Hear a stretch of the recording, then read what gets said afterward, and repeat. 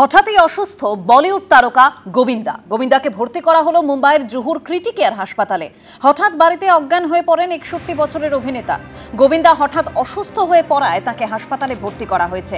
আপাতত তাকে পর্যবেক্ষণে রেখেছেন চিকিৎসকেরা। গোবিন্দার বিভিন্ন রকম শারীরিক পরীক্ষা চলছে জানিয়েছেন তার বন্ধু ললিত বিন্দাল। গতকালই অসুস্থ ধর্মেন্দ্রকে দেখতে হাসপাতালে গিয়েছিলেন গোবিন্দা।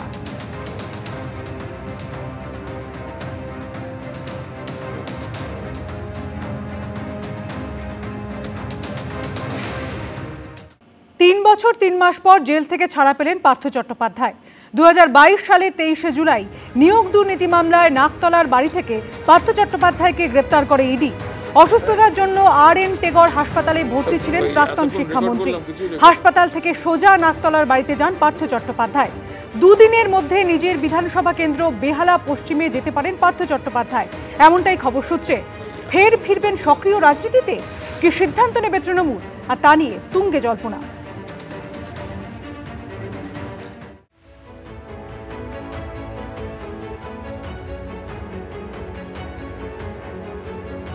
তিন বছর 3 মাস পর মুক্ত পার্থ চট্টোপাধ্যায়।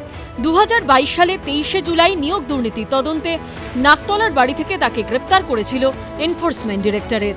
3 বছর পর মঙ্গলবার সেই বাড়িতে ফিরলেন প্রাক্তন শিক্ষামন্ত্রী। জেল হেফাজতে থাকলেও 22 এপ্রিল থেকে হাসপাতালে ভর্তি ছিলেন পার্থ চট্টোপাধ্যায়। জেল থেকে রিলিজ অর্ডার পৌঁছতেই মঙ্গলবার ছাড়া হয় তাকে। যা যা কোর্টে যেরকম প্রসিডিংসে কেস চলছে সেগুলো আমরা ফেস করব, অ্যাটেন্ড করব, সব কিছু করব। গত শুক্রবার সুপ্রিম কোর্টের অর্ডারের যে স্পিরিট ছিল তাতে বলা হয়েছিল যে মেটেরিয়াল সাক্ষী 8 জনের কমপ্লিট করতে হবে। কমপ্লিট করা মানে হচ্ছে সিবিআইয়ের সাক্ষী কমপ্লিট করতে হবে। সিবিআইয়ের সাক্ষী 7 তারিখেই হয়ে গেছিল এবং cross examination in respect of Partha Chatterjee 7 তারিখেই হয়ে গেছিল। সুতরাং রিলিজ অর্ডারটা আমরা এই আজকে পর্যন্ত শুক্রবারের পর থেকে ওয়েট করতে হলো। আদার যারা কো অ্যাকিউজড আছে তারা সেই দিন টাইম নিয়েছিল, তারা সেদিনকে করেনি, তার জন্য ওয়েট করতে হলো। মঙ্গলবার তিনি সেখান থেকে বেরোতেই উঠল স্লোগান।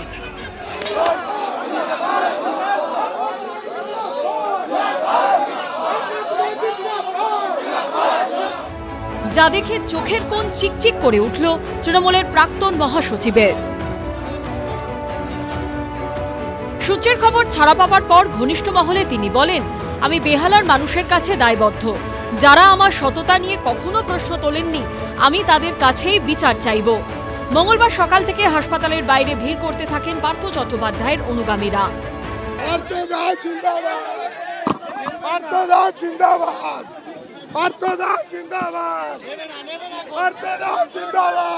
পার্থ চ্যাটার্জি জিন্দাবাদ, পার্থ চ্যাটার্জি জিন্দাবাদ, পার্থ চ্যাটার্জি জিন্দাবাদ। জীবনের ছোটবেলার শৈশব থেকে আমাদের কাছে উনি কাতুদা ছিল।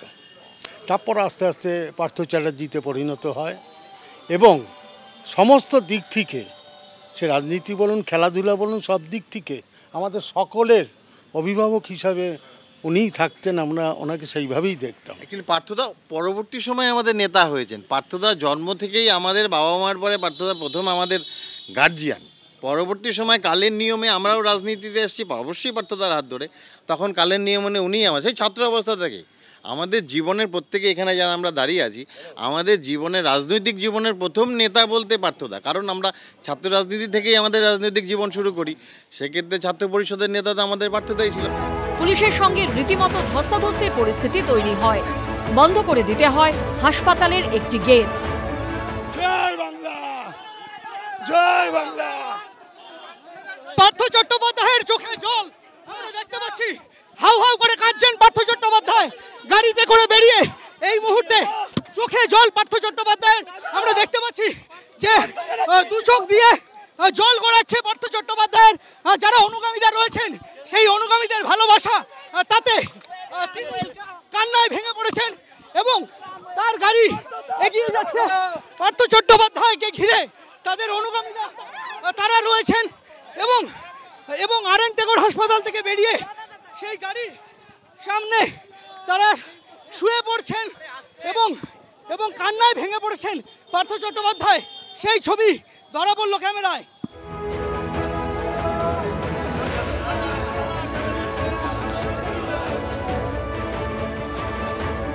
হাসপাতাল থেকে বেরিয়ে সোজা নাকতলার বাড়িতে যান পার্থ চট্টোপাধ্যায়।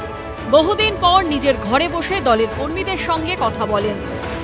নাকতলার এই বাড়ি একসময় জমজমাট ছিল। এই বাড়ির ভেতর থেকেই তিনি দেখা করতেন, বাইরে এসে দেখা করতেন।